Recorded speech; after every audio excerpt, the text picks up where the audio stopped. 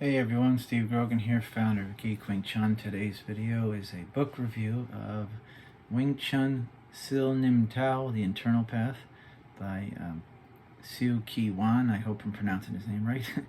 If you've never been here before, usually we have videos that feature drills, training tips, ideas so you can train at home on your own.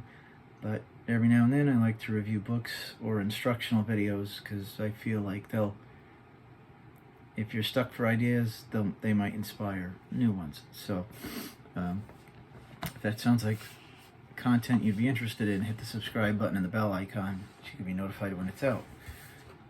Today I have quite a few notes on this book. I liked it a lot.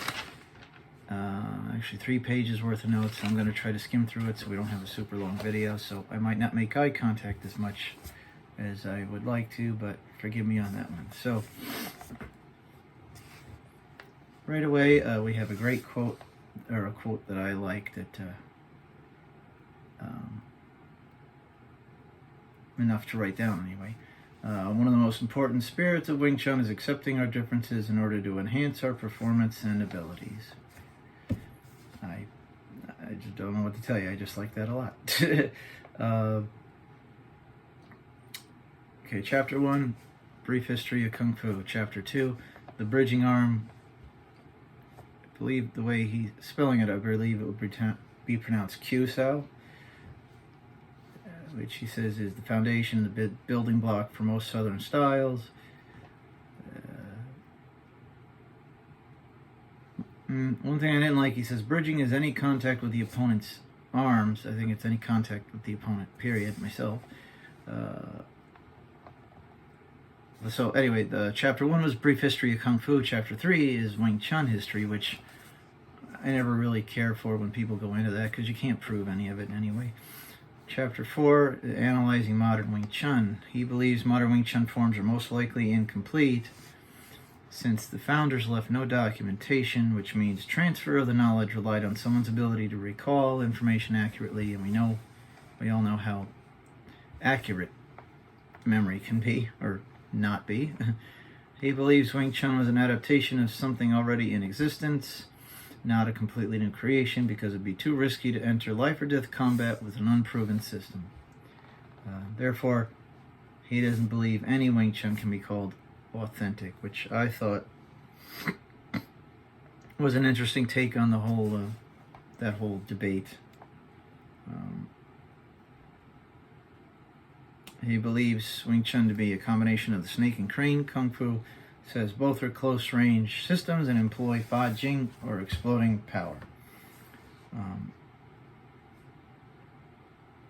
Chapter 6, The Internal Approach. He says believes the moves are references to bridging actions rather than exact replicas. For example, well, actually not for example, this is an idea I had when I read that.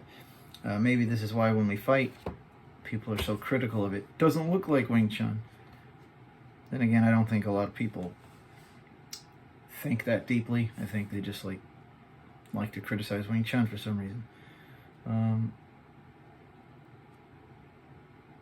The fact that most don't do SIL NIM TAO fast means it's a display of combat techniques rather than actual fighting. Therefore, Wing Chun in combat won't look the same as the forms.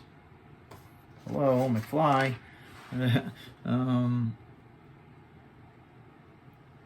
Talks about internal, external energy. Advantage of internal mechanics is it's easier to disguise direction or intent of power.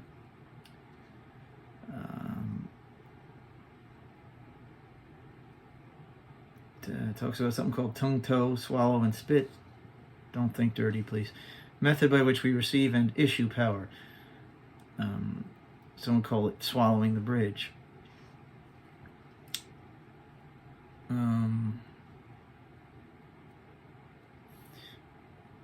Let's see. Chase out sticking hands.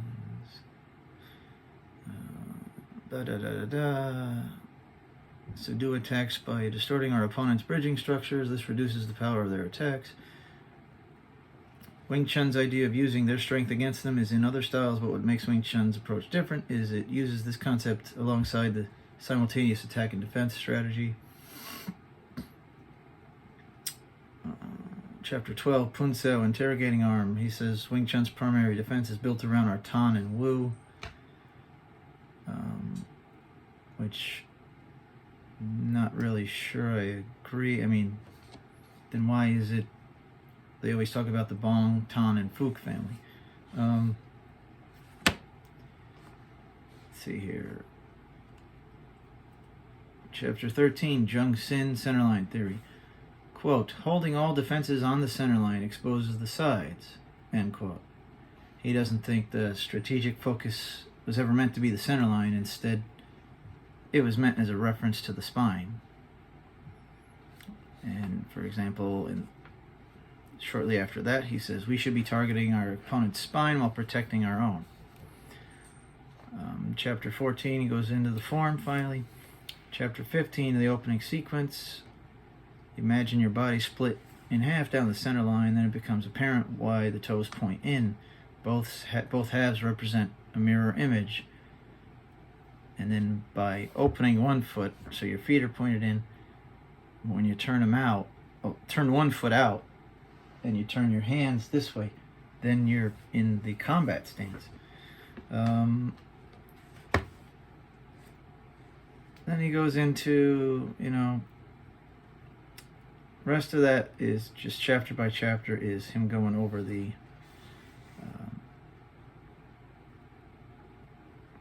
form section by section.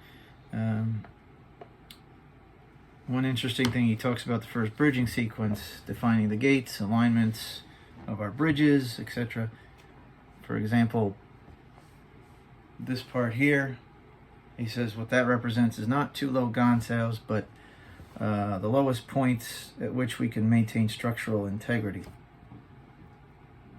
And it kind of also, when you go up, it's optimal range for all bridges. In chapter 17 again, he says, together Tan, Sao, and Wu Sao form the backbone of Wing Chun's defense system.